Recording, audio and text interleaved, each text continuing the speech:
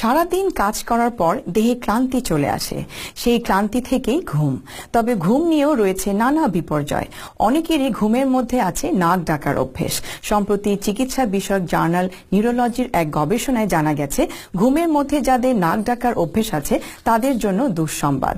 কারণ নাক ডাকা ব্যক্তিরা হারাতে পারেন স্মৃতিশক্তি। তবে বিষয়টি পরিষ্কার হতে আরও গবেষণা চলছে।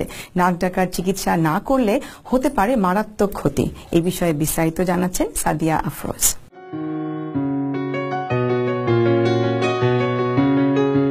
সম্প্রতি একটি গবেষণায় ৫৫ বছরের বেশি বয়সী ২৪০০ লোকের চিকিৎসা সংক্রান্ত তথ্য উপাত্ত সংগ্রহ করেন যুক্তরাষ্ট্রের বিজ্ঞানীরা। গবেষণায় দেখা যায়, যাদের ঘুম ভালো হয় তাদের থেকে ঘুমে নাক ডাকা ব্যক্তিদের দ্রুত স্মৃতিশক্তি এবং চিন্তা ক্ষমতা লোপ পেয়েছে।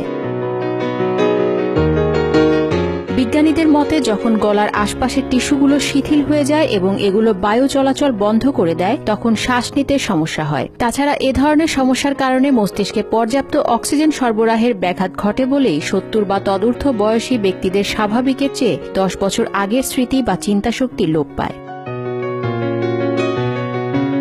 গবেষকদের মতে, মস্তিষ্ক সুস্থ রাখতে এতে পর্যাপ্ত পরিমাণে অক্সিজেনের সরবরাহ দরকার। আগ্রহের ব্যাপার হল, নাক ডাকার চিকিৎসাও শেষ বয়সে স্মৃতি ও চিন্তা লোপের প্রবণতার সঙ্গে সম্পৃক্ত।